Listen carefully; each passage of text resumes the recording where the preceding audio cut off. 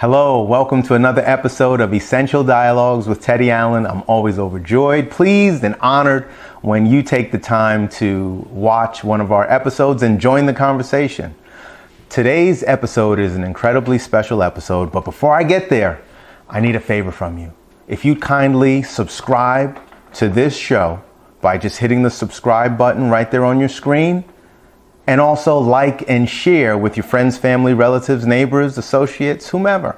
This is really great information, particularly today's show, which deals with a weapon of mass destruction that we want you to be aware of. But it's not a militaristic weapon of mass destruction. It is a nutritional weapon of mass destruction. And today's special guest will be able to speak to us scientifically, medically on this issue so that we make the correct choices with our nutrition that will edify us, not destroy us. To help me make this point, I also, if two doctors being the guest wasn't enough, we have another doctor who is going to be the co-host with me for this episode. After this introduction is over, I'm going to introduce him to you and bring him into the show, and he'll introduce our special guest. Thank you so much. Please subscribe, like, and share. Thank you. All right. Thank you so much for being here. No further ado, let me introduce Dr. Naeem Newman. He's an incredible brother. No, he doesn't only have just a great head of hair. I think he has every follicle on his head that he had back in college when I first met him. Not only is he an incredible weekend cyclist who leaves me in the dirt, in the dust, every time that they would invite me to go riding with them. And now I know why they don't invite me to go riding with them anymore. But he's a surgical oncologist at Anne Arundel Medical Center here in the DMV. And he's well-trained, well-versed. He's a man of God, an elder as well at his church. And I'm so glad to introduce you to him. And we are going to bring him in right now. There he is. Not only did he now you've added more hair to the profile with a beard. What's going on, Doc? How are you? Hey, what's up, Teddy? Thank you so much for thinking of me and having me on your show. Wouldn't have done it without you, brother. You know, I am guilty. I have been a victim of the weapon of mass destruction for all 50 years of my life. And now we're trying to turn the corner. And I'm so glad that you're here. But you got a job to do, right? That's right. Are going to do a special introduction for these two gentlemen who are our special guests for this episode. So go right ahead and take it away, and I'll bring them in as you bring them in. All right. Well, I hope I can do half as good a job as hosting this show as you do. I'm so thankful that you've shared your microphone with me, and I hope I do you and do it justice as you've given me this great opportunity to host today. We're calling you James Harden, so go ahead. There you go. All right. So if I'm James Harden, that must mean you're Kevin Durant. Yes, because I'm always injured and never play. All right. So our first esteemed guest is Dr. Eric Walsh. Eric and I went to Oakwood together. He was a few years ahead of me. We were also at Loma Linda together. He was getting his PhD in public health at the time while I was in medical school, but we were out there together. He used to do a Bible study for us, teaching us the Bible. And then throughout the years, we've kept in touch. And now we have these wonderful debates on WhatsApp, man. I mean, because Eric is such a wealth of knowledge, man. I bounce ideas off. Sometimes he has to reel me back in and set me back on the right path if I'm veering off too far. So I love the debates and the conversations that we have, and it's great to have a friend like Dr. Eric Walsh, but he's very important now. So I have to read all of his accomplishments. So Dr. Walsh was born in Hartford, Connecticut. He is a graduate of the University of Miami School of Medicine, Loma Linda University School of Public Health, where he received his master's and doctorate in public health. His most important educational experience was his time at Oakwood University. He has served two United States presidents, George W. Bush and Barack Obama, as an advisor on HIV and AIDS. Dr. Walsh has served at several churches as an associate pastor. He is now a practicing physician and healthcare administrator.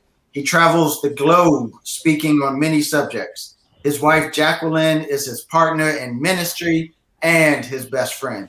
Sorry, Teddy, you've been replaced by Jacqueline. He is now Dr. Eric Walsh's best friend. Amen.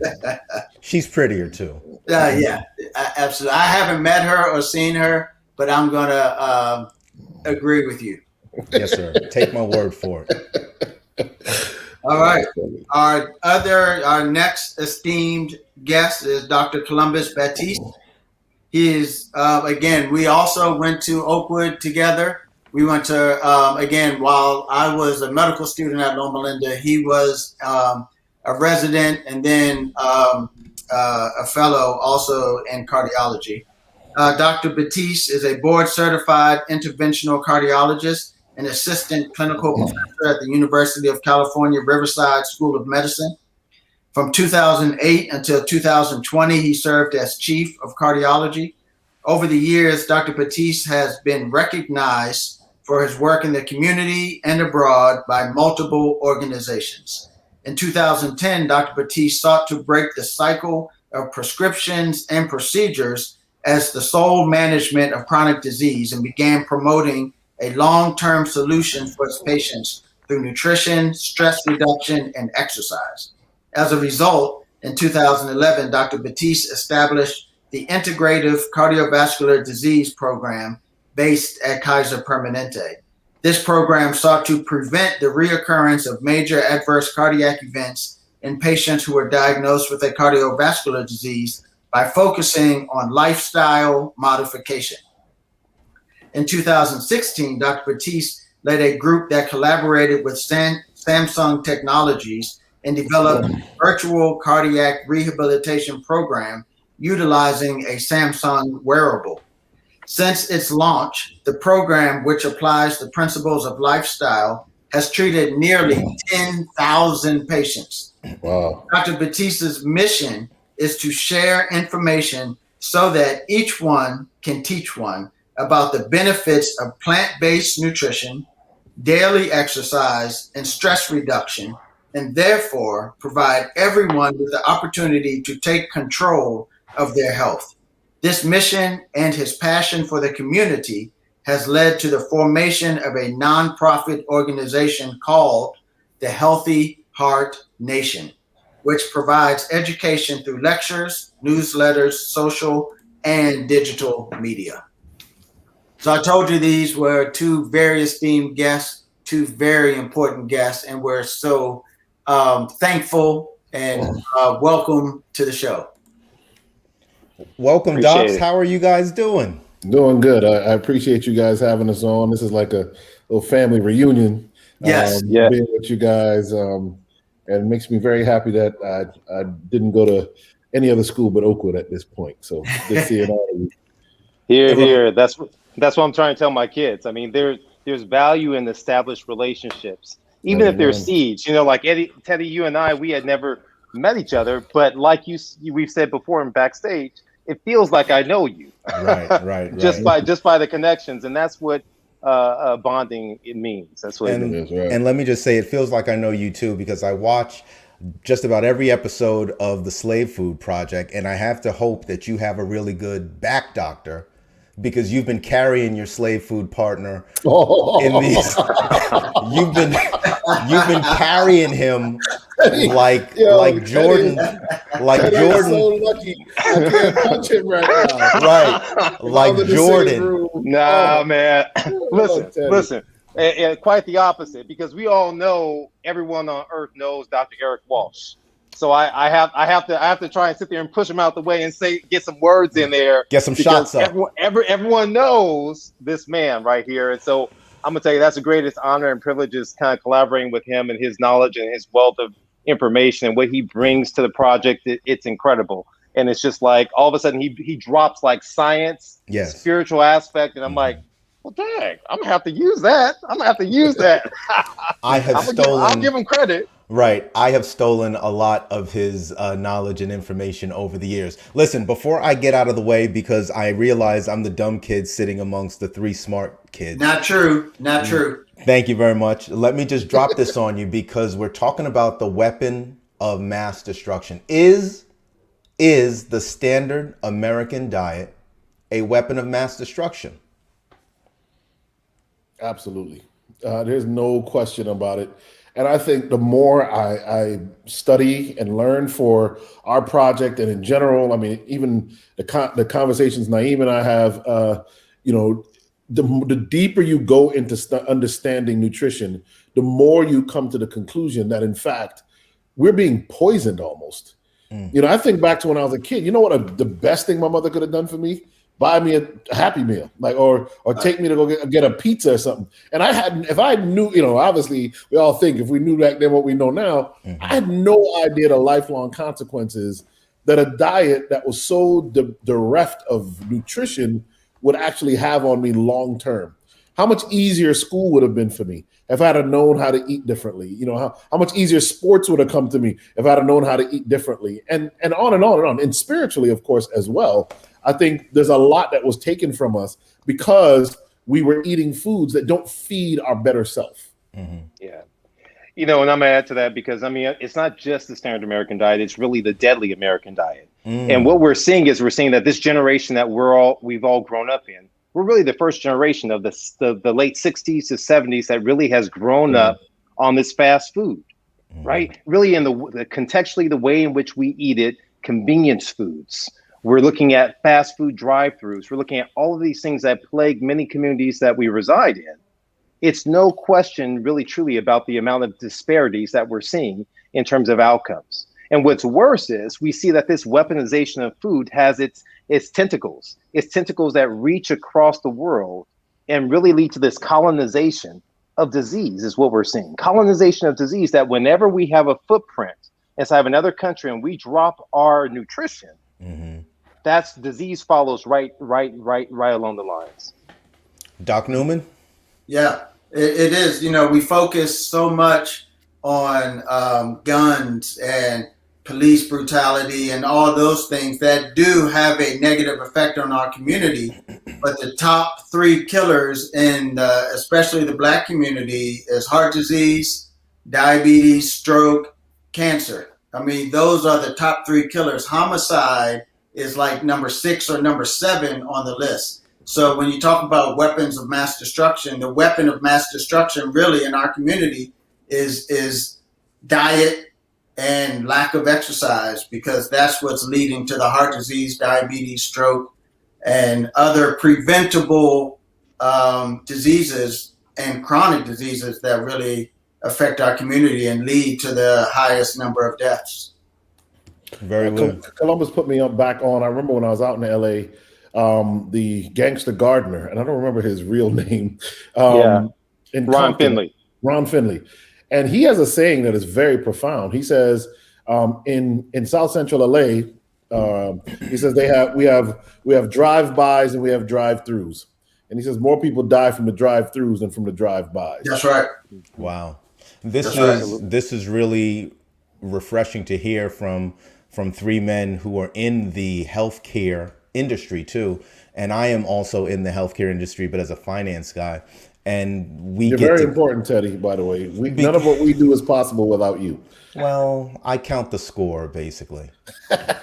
You guys, I count the score. But it is so glad to. Now, let's talk about the Slave Food Project. What is it? And I'm going to flash your slide, and this won't be the first nor the last time that I'm going to flash your slide, because we want people to go to YouTube and to your website and look at the episodes that you guys do. I think that you're doing 2 episodes a month now. You're on first and third Fridays, but people can see your archived episodes as well. And you've been doing them for over a year now, I think. Almost a year. Almost a year. Yeah, Juneteenth was our first one. Oh, okay. Very good. So what's up with slave food? Well, let me say this. I'm going to let Columbus introduce the project. You said he carries me, so let me let him carry me now, Ted.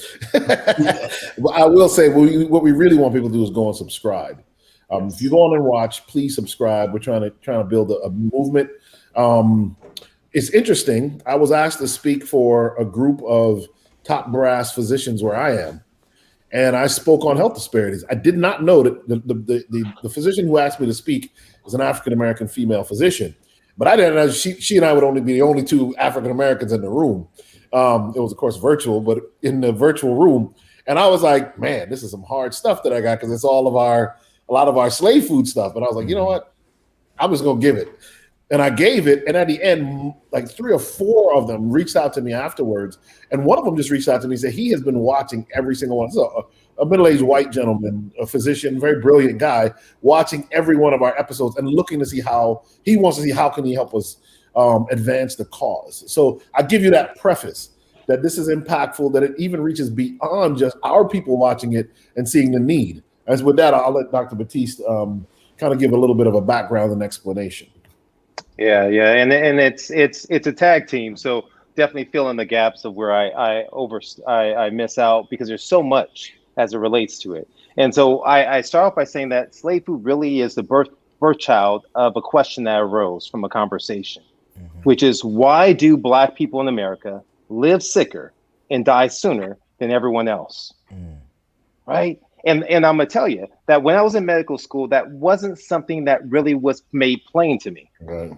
It wasn't made plain to me. It wasn't made plain in medical school. It wasn't made plain in internal medicine residency, in cardiology fellowship, or interventional cardiology fellowship. It was almost like just this expected, almost as if you have this defect that's there. But when you start to really peel through the layers, and that's what we started to do in this journey of figuring out why is it that Black people in America live sicker and die sooner, the first thing that came to our mind was that this is a relationship between stress, between racial discrimination, a unique form of stressor. And we say racial discrimination, but there's also a level as it pertains to gender bias, as it pertains to, or all these different aspects that you can apply the impact of stressors that lead to disease. And then there's a secret component, which is nutritional stress, and how that role plays that then ignites the fire in this crucible of conflict that creates disease. And so our journey is to really kind of unfold, both from a historical context, but also from a practical one, to understand how we got here, but then understand that, yes, there is liberation, there is a solution, there is, for lack of better terminology, not a prescription, but a plant scription that you can overcome and a partial. Because when you speak about this concept of social determinants of health, of seeing like, where you live, where you play, where you, all these things, where you work, the one thing that oftentimes is neglected in terms of public health areas is really the role of nutrition. We understand food apartheid, we understand food deserts, but really looking at the transformative nature of food and really truly transforming disease. And so that's what the project is. And you guys have covered a lot of ground, and the little time that we have here together won't allow us to really dig back through a lot of the ground that you've covered. But I've seen episodes on stress. I've seen episodes with the doctor that talked about the fast food, how it has permeated certain neighborhoods more than others. Oh, that was one of our first ones. Yeah. Yes. The doctor, she's from Australia. Dr. Joe. Yeah. And then there's one that I have to bring up because I think Malcolm, he's the brother in Africa. Yes. I believe he was at Alabama A&M when I was there, but I can't confirm. He was. Okay. Yeah. He gave this slogan that I want you guys to speak on. The business of business is business. Talk about that as it relates to health. Well, I'll go first, and then I think Dr. Batiste has some really good takes on this. When he said that, it blew me away, honestly, that night. We were filming it, and I was like, yo, that is heavy. Because he's right. It's difficult to assume that these are intentional things that are being done all the time. But as I said in that episode, I pushed back on him a little bit, and I said, you know what? But once you know that these health disparities exist, and you're still flooding certain neighborhoods with fast food and junk food, at some point you become culpable. I mean, at some point you become responsible. You know, it's like menthol cigarettes or malt liquor, right? You could argue that, well, nobody meant to do it, but so then why does it never leave our neighborhoods? Why is it only in our neighborhoods? Mm-hmm. You know, I just did one of the recent messages I just did on health. I was really studying Takis and hot Cheetos. Like I went even deeper into studying them and saw like a great interview by a gastroenterologist talking about how these foods literally like eviscerate the lining of the stomach. Why so many kids come, and I see them in my clinics, come in with abdominal pain, belly pain, because they're eating these really concentrated spicy foods that do damage the lining of the stomach, increase stomach acid, and a whole bunch of other stuff. So at some point you do become you become culpable. And I think for us, you know, what I want, this part of what I really want slave food to do is to give Black people back some control over all of this. Yes. I want us to have a way to exercise responsibility and be able to correct it so that we're not powerless. Because it would be very easy. And honestly, in the new activism I see nowadays, there's a whole lot of blame being thrown. There's a lot of everybody's at fault and everybody did this. But at some point, you have to stop and say, okay, what do we do? What do we tangibly do to correct some things? Because these things may not stop. Mm-hmm. And what we've learned, if you go back and study the Reconstruction, go back right after slavery and look at the Reconstruction, all the progress Black people made, it seems like the system always finds a way to turn it back, to turn it back. So you've got to be consistent in finding a way to push it forward. And I think nutrition is definitely one of those ways. Yeah. Yeah, I couldn't, not a lot more to add to that. But when you look at the business of business, I mean, I think all you have to do is look at these large companies. When you look at the idea of cigarette companies that have bought into food industries, into Kraft and General Mills, that when they're looking at profit margins and saying that, listen, our cigarettes are not addictive, and they bring the same sort of tactics over into the food industry, that when then in turn, the same foods that now contribute to this growing obesity epidemic of over 40% of Americans are obese and so forth, we're seeing that now these similar type food companies now invest their money inside of weight loss strategies, purchasing Atkins and purchasing Jenny Craig and purchasing these variables that are there. It's about business. Right. It's about saying, how can we diversify so we can make the most amount of money that's tapping into what people want?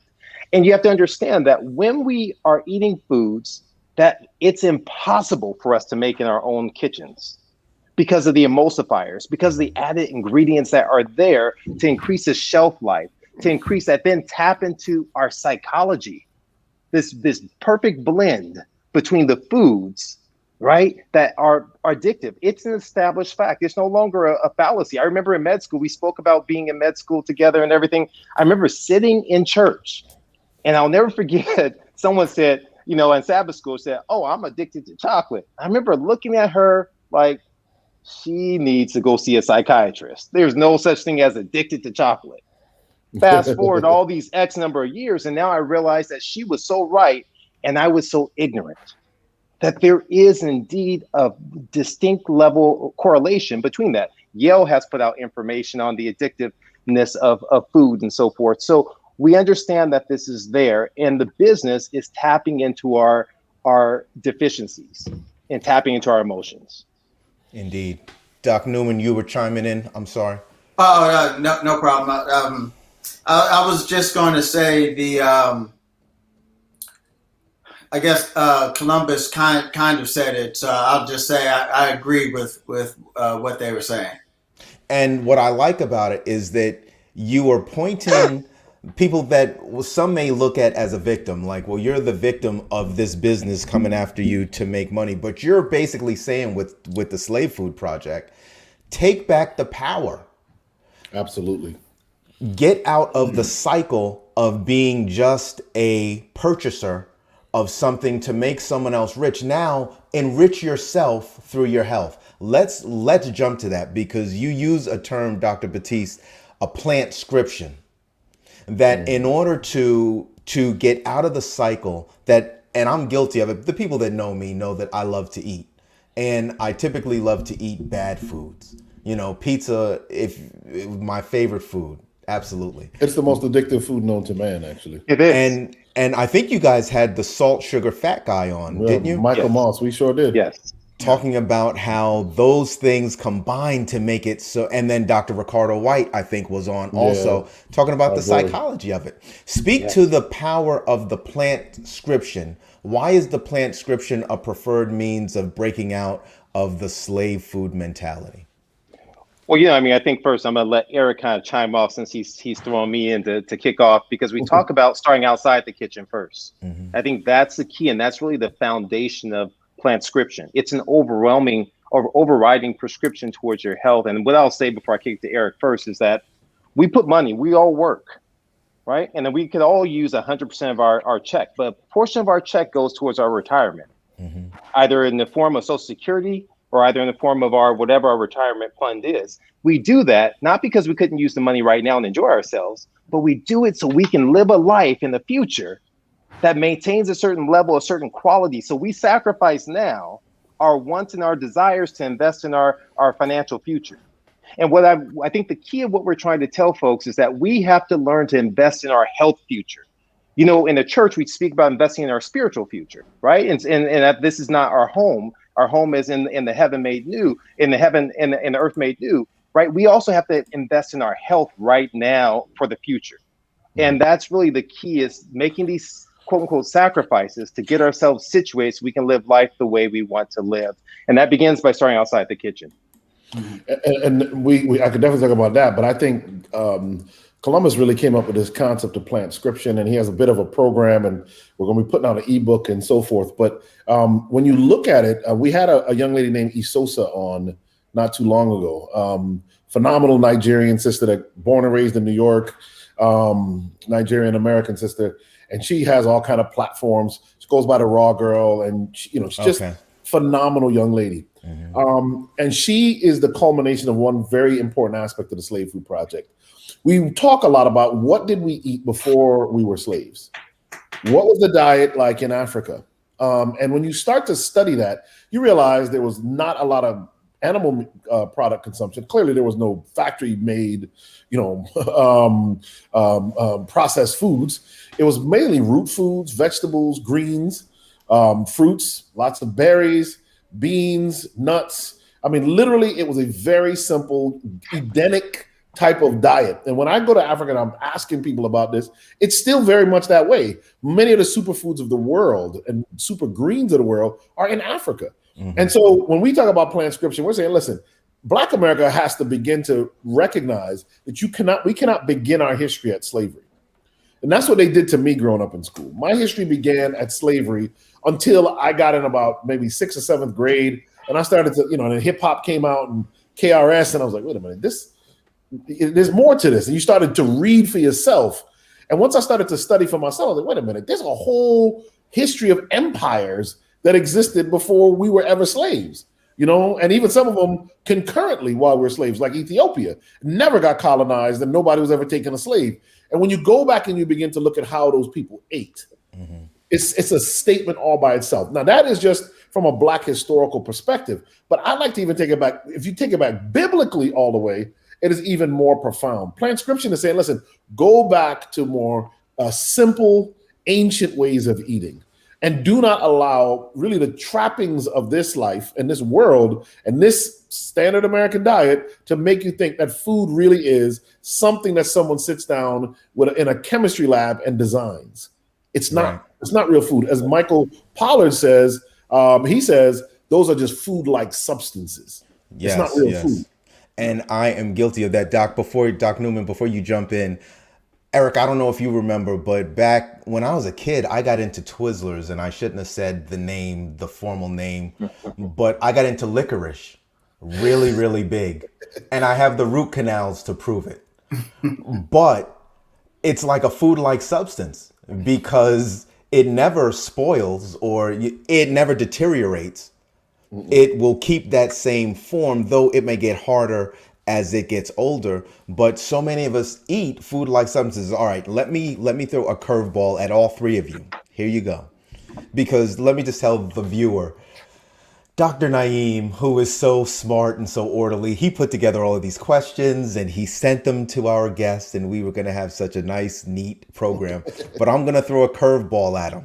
All three of you, I'm going to ask you some, I'm going to pose some words to you, and I want you to tell me, are they good or bad?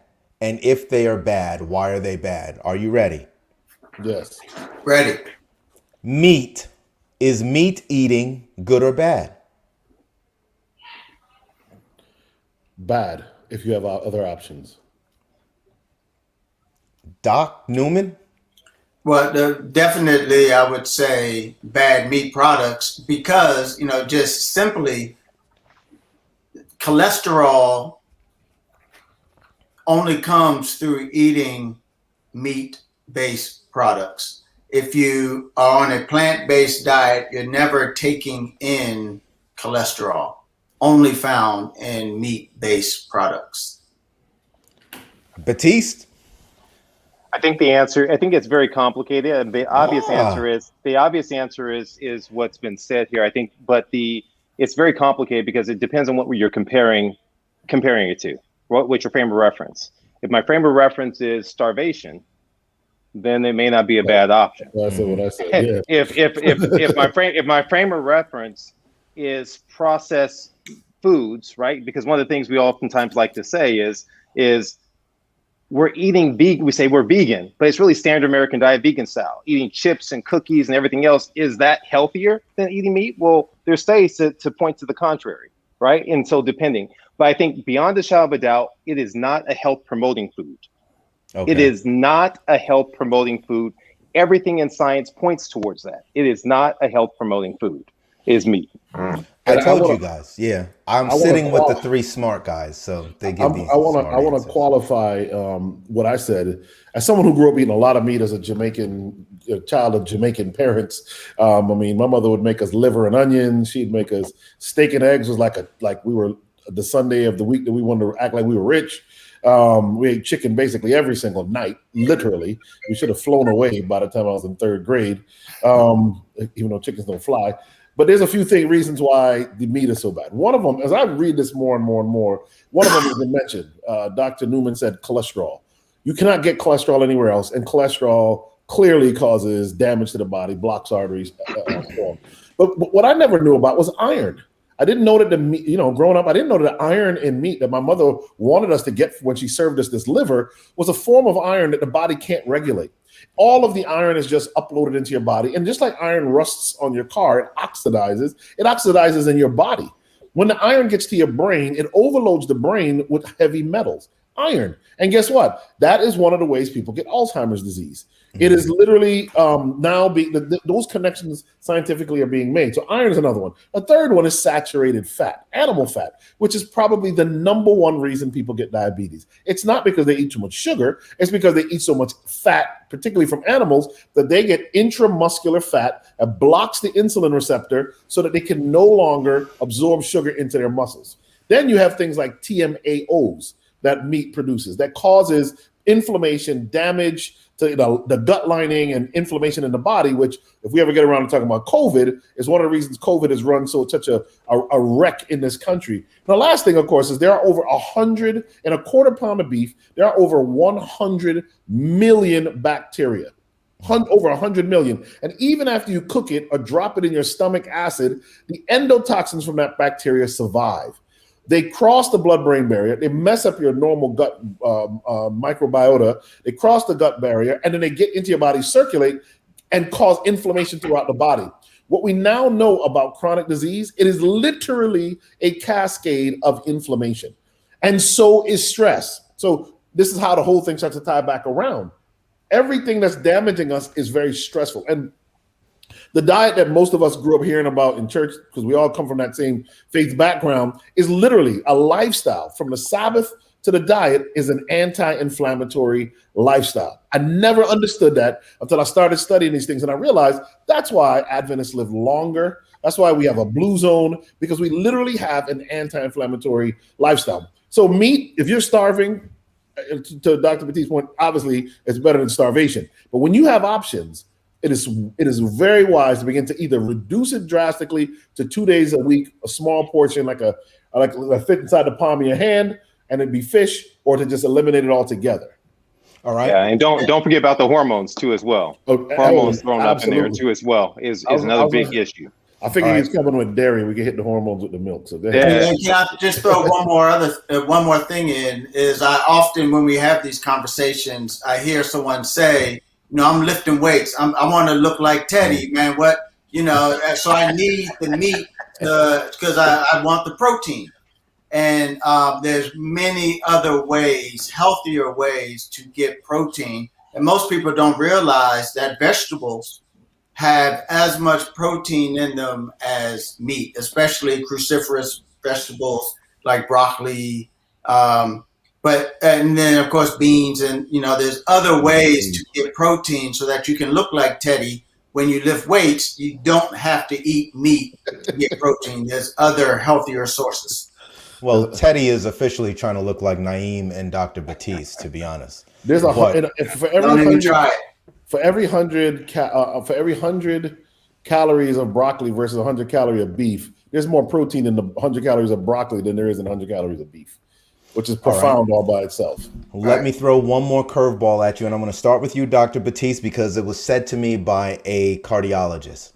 He said, stay off of white flour, white sugar, white rice, and white potatoes. Is that true? Should I? Yeah, absolutely. So when you're looking at what another way to characterize that is something called low glycemic index foods. And so what these foods mean is that these foods have been stripped, with the exception of potatoes, have been stripped of the fiber, right? So the fiber is taken out of them. And so when we take the fiber out of foods, so we're making it into a packaging that increases the shelf life.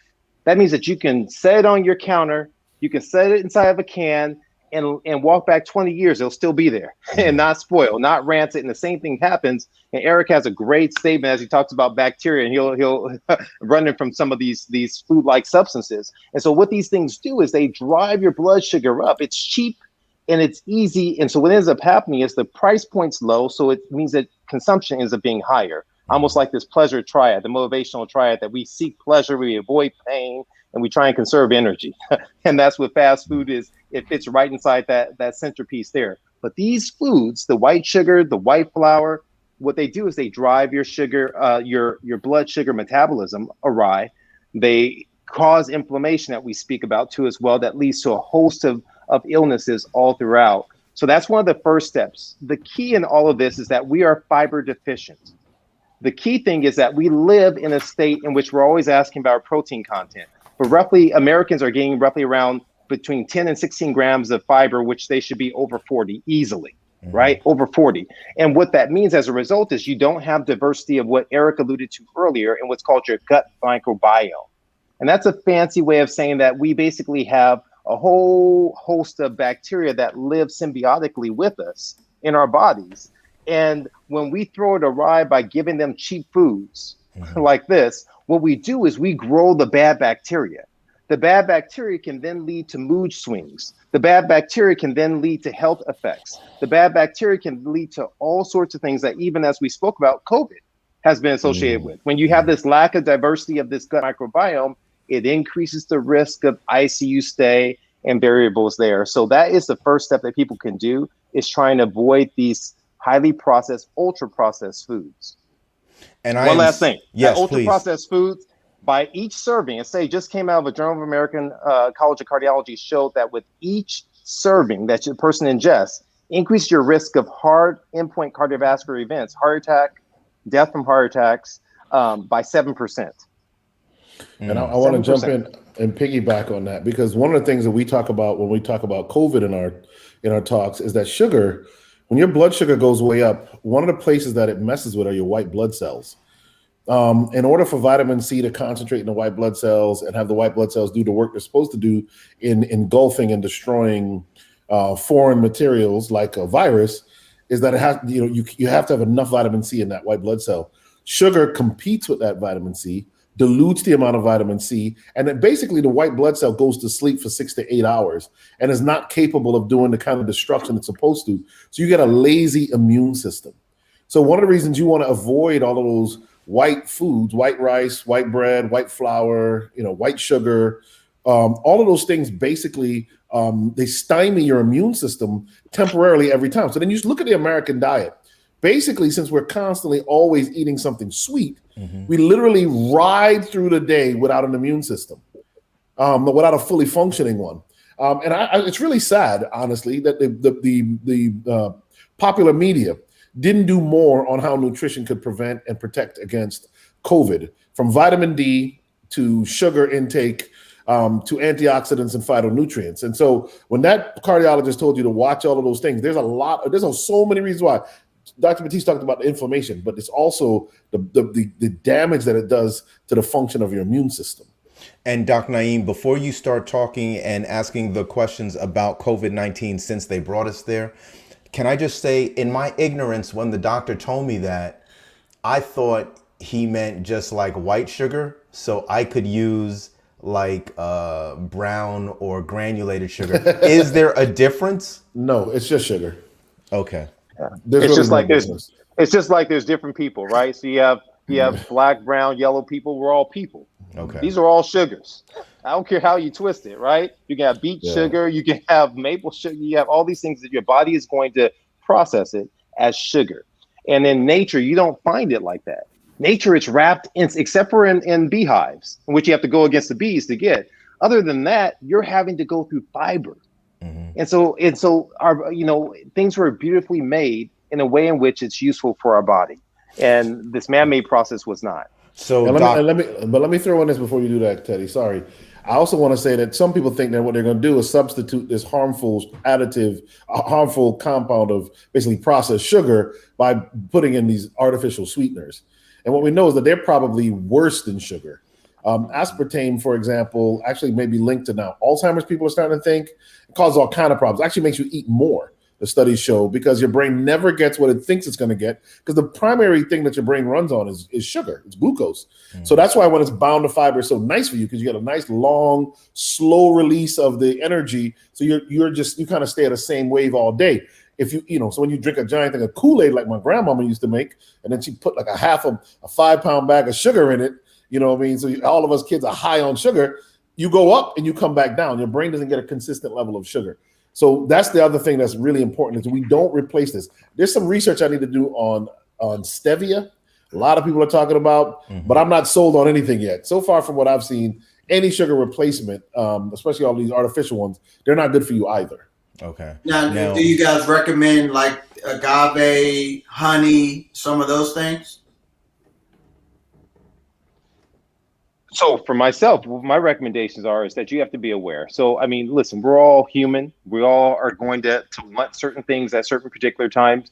You have to just be aware when you're going in, be very mindful as you're going in. So once again, is your body going to process even these other substances like agave and honey in a way in which it may trigger a less than ideal process in your body? The answer is yes. I think that's what studies are consistently showing. If you can get rid of some of the harm, and this, when we sit here and we talk about a person in the hospital and they're a smoker, we put them on a nicotine patch. It's not that the nicotine patch is good for them. It may be slightly better, maybe less toxins, but it's still harmful. The nicotine has harm to the body. And so in a very similar fashion, whether or not we're talking about meat substitutes, which is a whole different conversation, or whether or not we're talking about different versions that may be slightly better, it's all under the bar in terms of being less healthy for you in general.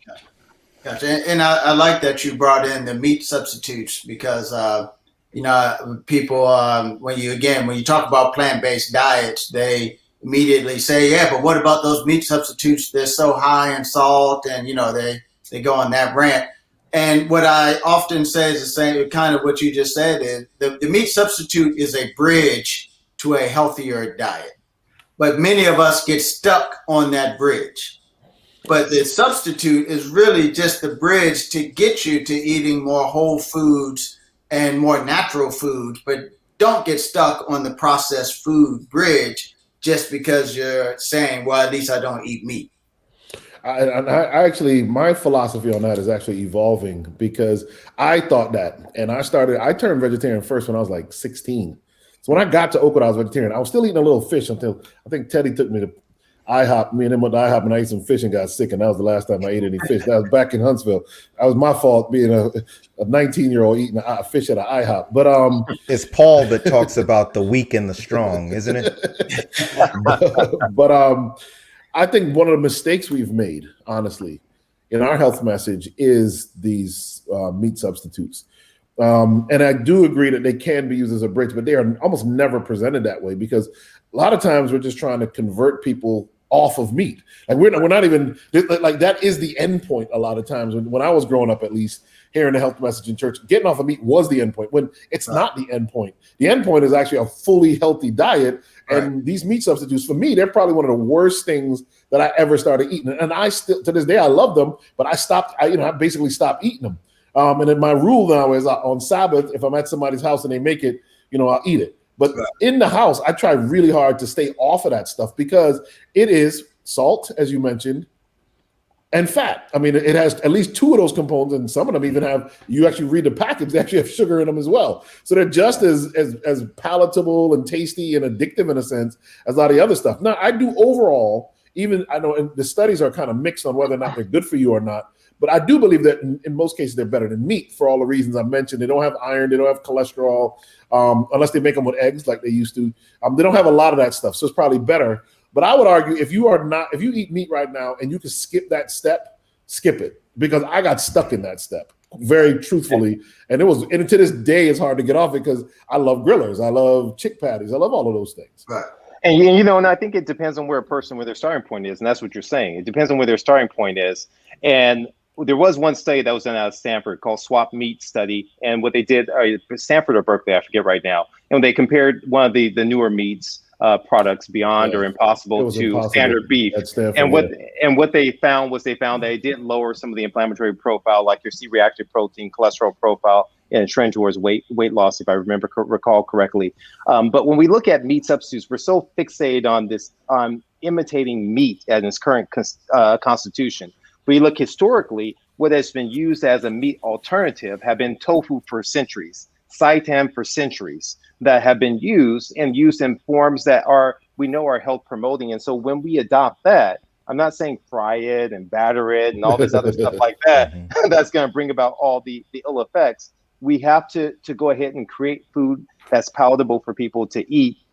What I'm going to throw in there, because this story is a story of mine that despite patients who've made huge transformations, I was down and speaking at the Essence Festival a couple years ago. And I remember being driven around by this guy from down south. And so we had these little flyers with my picture on it and some of the other stuff and blah, blah, blah. And so he ended up picking us up, and we were stuck in traffic for an hour. So, my wife was like, "Oh, did you check him out or whatever?" He goes, "Oh, no, I did my homework. I know who he is or whatever else. I checked him out." And so then the conversation started about nutrition. And this guy from deep south, and he was like, "I'm not trying to hear it." He goes, I don't even want to know. I don't even want to know. He said, because if I know better, I'm going to have to do better. He was like, no, I'm not. I don't even want to know.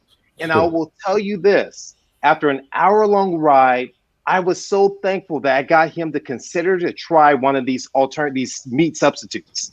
He, at the very end, was willing to try that. Whereas and the interesting part was I brought up his kids. He goes, I don't let my son eat that.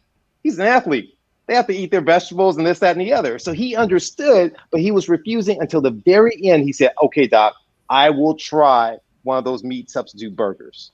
And that was my greatest accomplishment. I don't care about people who have lost a billion pounds, reverse their heart disease, become better. That I felt like, wow, that was huge. So there's a role. There is a role. So look, it's at 48 minutes of recorded time right now. And I know that you guys have to go, but we got to bless people we've talked about what's wrong. Now let's talk about what's right.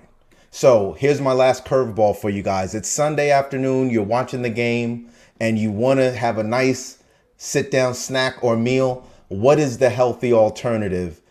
We'll start with you, Eric, putting you on the spot. So, for me, and I think of all of us here, even you, Teddy, I think I'm the one that struggled with food the most of all of us. And what I've learned is that you eat more processed junk, but I think I struggle with food overall more. For me, I've learned to eat things like jackfruit.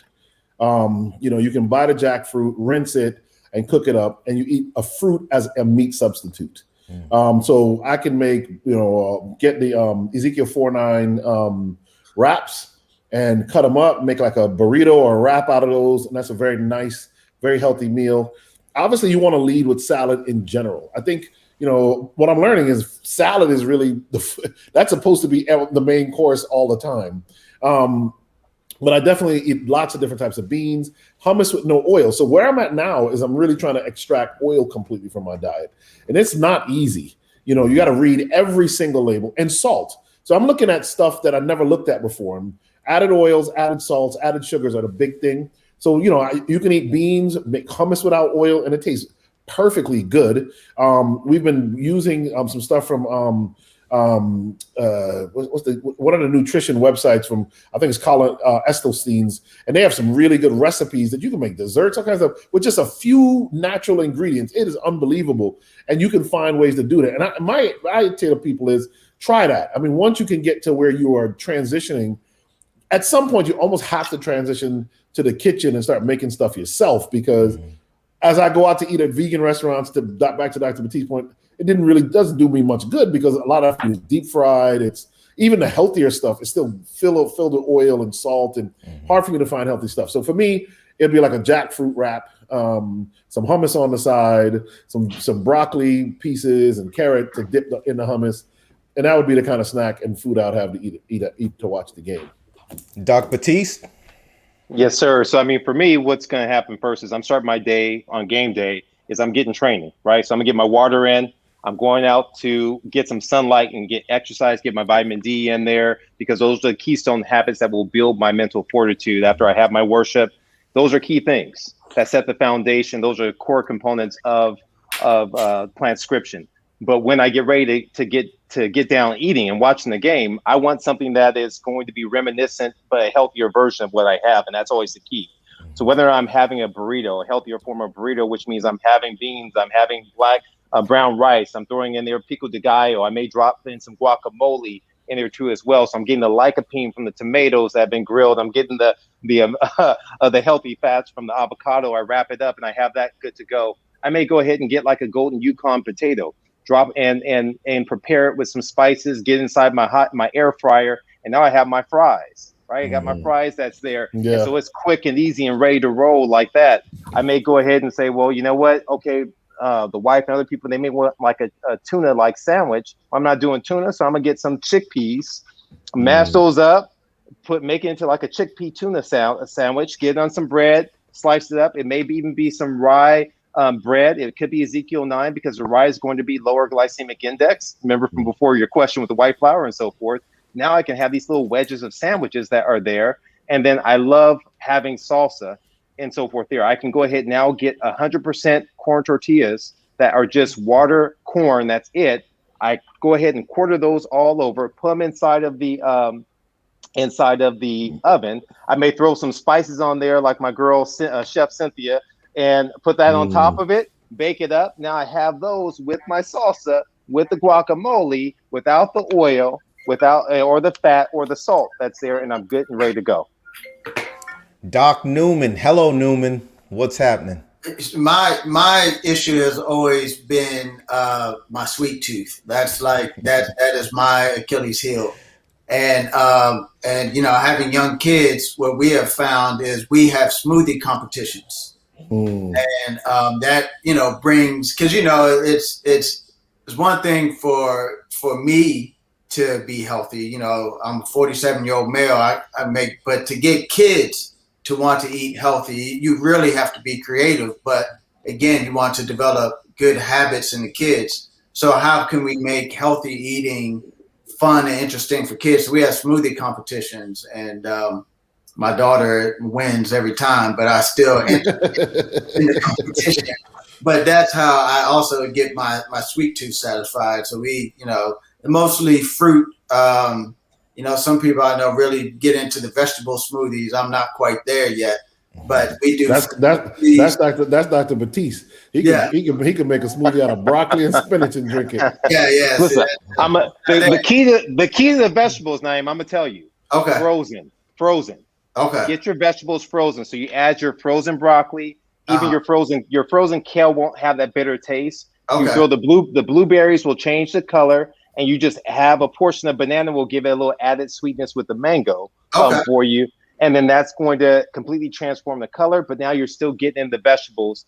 The spinach, it's the chameleon vegetable in the Okay. smoothie. You won't even taste it. Okay. Thank you for that, because I always know I need to add some vegetables to my smoothie, but I stick with the fruit. But I'm going to do that, some frozen vegetables in my next smoothie, and I'll see if my kids can taste it. And one of your recent episodes was with Dr. Lathan, who used to go to our church back in the day. Yeah. And she gave the green giant smoothie, which I did write down, with spinach, pineapple, green grapes, coconut water, ginger root, turmeric, stuff like that. I can't wait to try it. Okay, one other plug. I have seen at least, I think it's 2 episodes of Two Chefs and a Mom and a doc. Two chefs and a doc. Finally, like Michael Jackson or Bobby Brown, Columbus broke away from Eric and has his own YouTube show.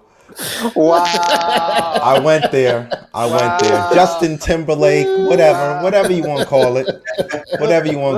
Listen, my partner's advising presidents and speaking around the world. I can't be trying to tie him down to every single little venture to help grow the Slave Food Project. So that's the only reason why he's not. I didn't try it. Believe me, I'm very happy, and I'm happy he broke away. Trust me, the Jacksons made a lot more money because Michael Jackson went solo. Get your hand out that man's pocket. That's all you got to remember. They just toured with him. They did the tours and the Jackson Right. That's how they all got money to this day, because of Michael. So Two Chefs and a Doc is also on YouTube, and CC Payon, my girl from Oakwood, and of course Chef Mommy, they have incredible recipes that I've stolen as well. And the bowls are a great. I've stolen that from you, Dr. Batiste. The bowls, a bowl with the grain brown rice for me, and the veggies and some beans and stuff like that. It's incredible. And I'm not going to say any names of other companies out there, but there are other fast food eateries that do have the brown rice or the cauliflower rice, whatever, that might be able to hook you up as a good alternative when you're out and about and can't stop for homemade food. Okay, our time is short, but we are in still a pandemic.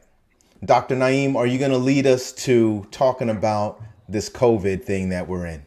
Well, I mean, I think, as we're coming to a close, it's just, I would like to get you guys' opinion on food and the intersection with COVID. Can food be used as a weapon to fight the COVID pandemic? And also, what do you guys think about the vaccine? I'll talk to the food part of it first.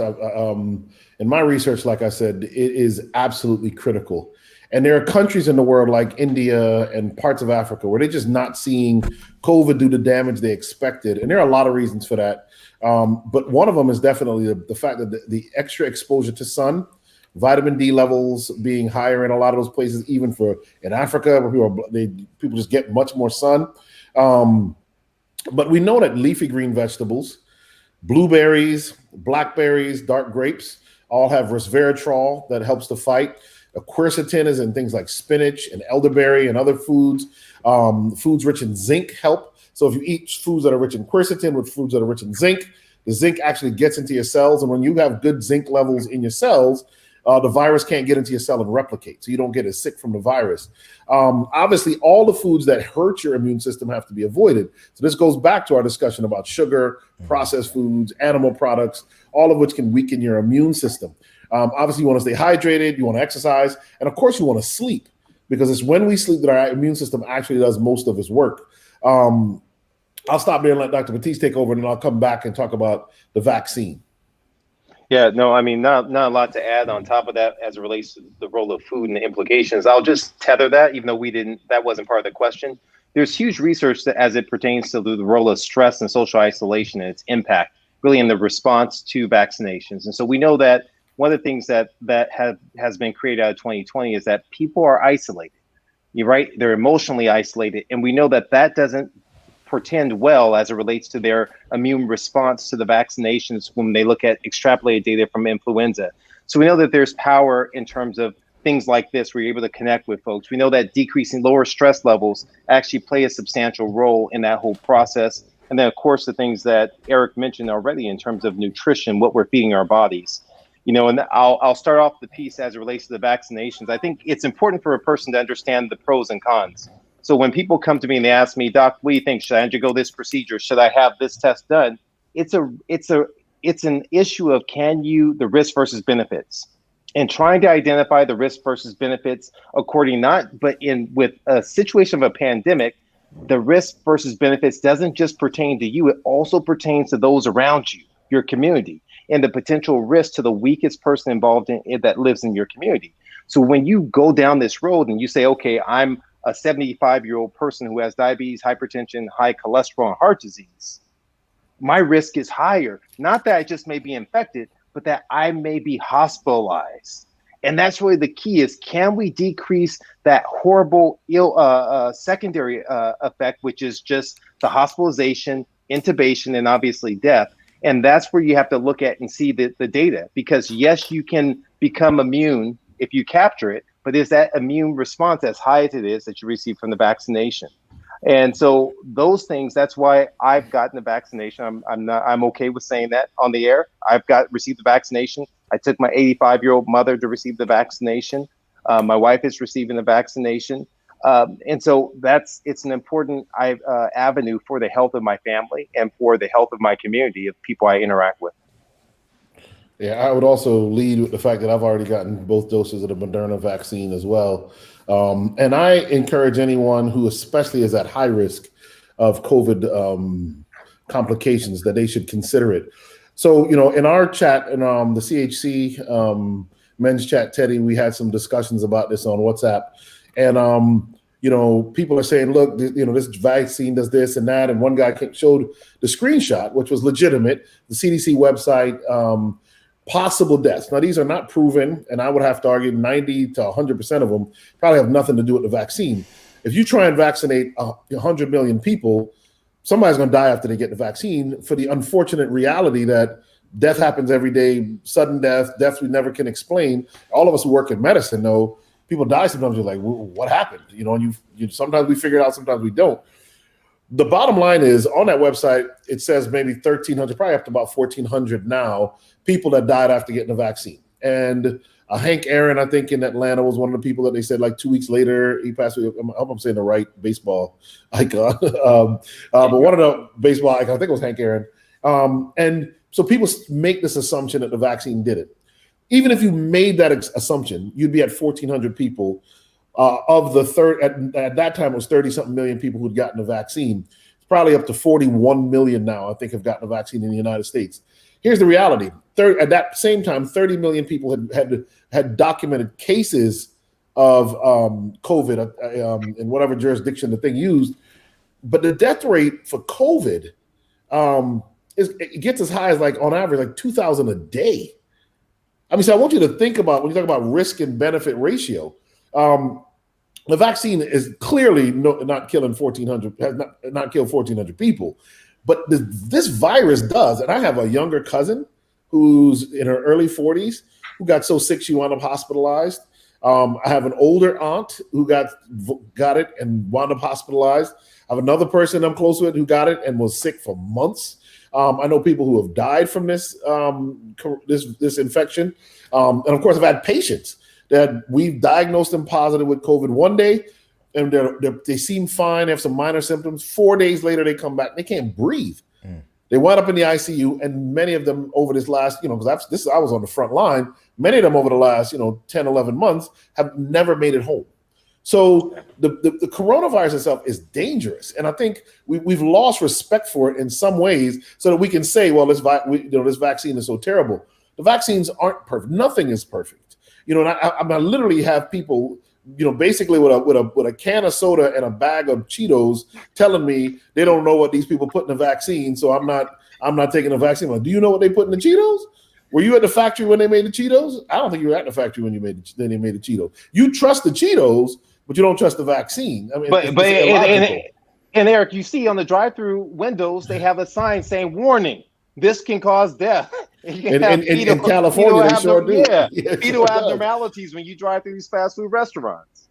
So I just think people, and I don't think it should be mandated, even though I do think it will be eventually. Rutgers University just mandated it for all students coming in the fall. You will not get on Rutgers campus in the fall. And I have to believe that in the next 6 weeks, more and more higher institutions are going to follow suit. I think that, it's probably going to be the same thing to get into a concert. I don't know, but it'd be hard to believe that doesn't happen. The bottom line is that's not the reason to get the vaccine. You've got to make an informed decision. If you are very low risk, 20-year-old with no medical problems, and you're very fit, and you just don't think you ever, maybe if you don't get it and there's no big deal. But if you're 65, 70 years of age, African-American, with multiple chronic diseases like kidney disease, diabetes, hypertension, heart disease, and you're saying, listen, I don't know what they put in this vaccine. You've got to understand, if you get the actual coronavirus, it will probably kill you. Or at least bring you into the hospital and make you, it can land you in the ICU on a vent. And that's what we're trying to avoid. So you've got to know to balance all of those risks. And the long hauler syndrome. We don't know about the ill effects down the road in terms of what's going to transpire from getting the actual virus. Got it. So these gentlemen, all three, have been charitable with their time. And I wish that I could continue this conversation. I'm glad that you guys joined the conversation. But the takeaway from this has to be this, that you go right now to either the website for slavefood.org or go to YouTube. They've got, I'm going to guess, 20, 30, 40 shows already on YouTube that deal with the in-depth detail and information about our health. And this isn't just for people of the African ethnicity. The standard American diet, and I'm being strong about this, and forgive me for bringing you guys in this with me, but the standard American diet is a weapon of mass destruction, in my humble opinion. And it is killing us.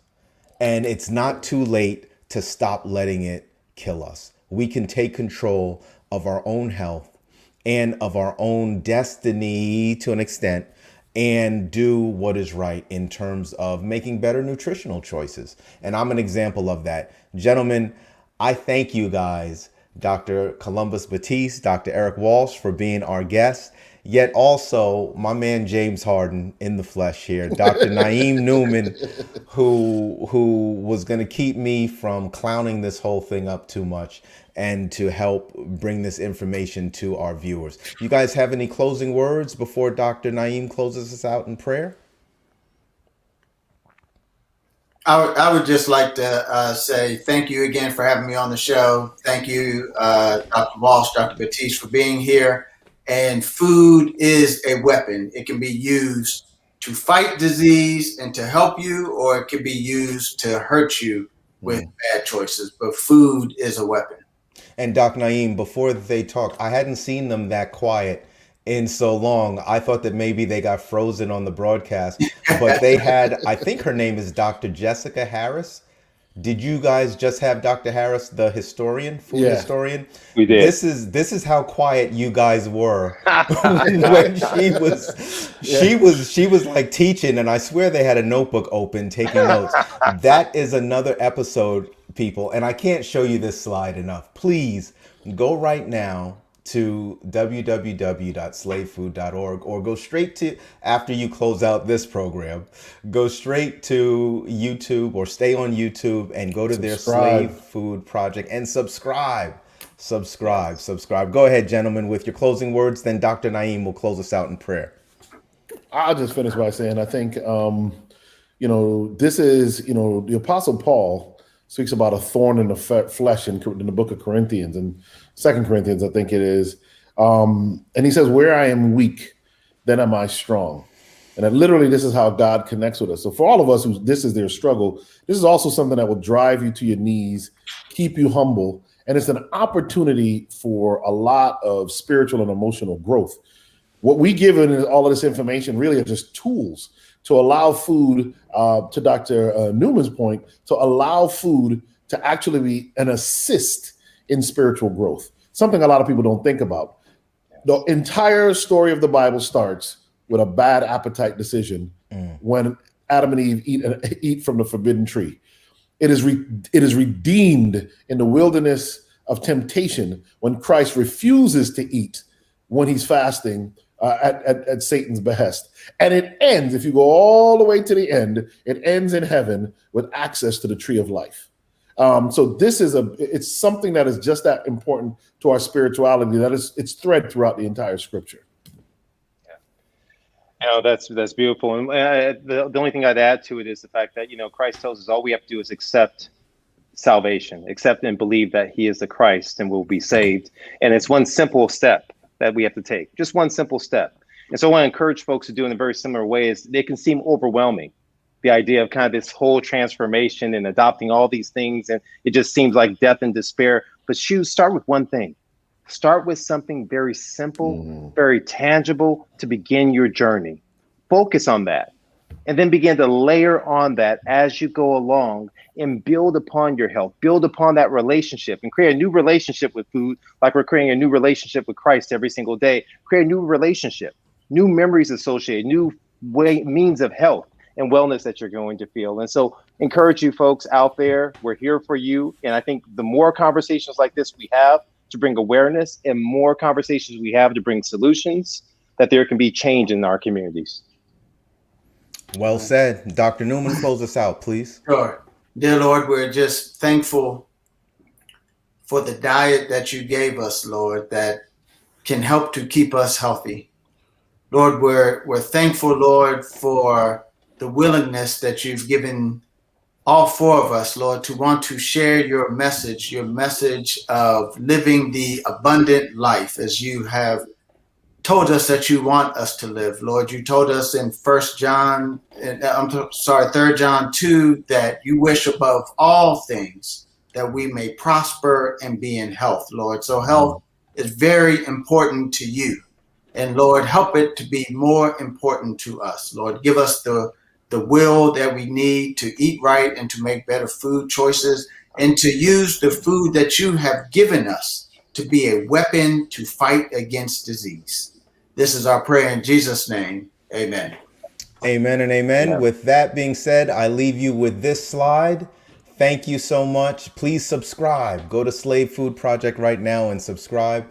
Come back for our next episode, which will probably be posted next month. And we thank you for taking your time. God bless you. Take care.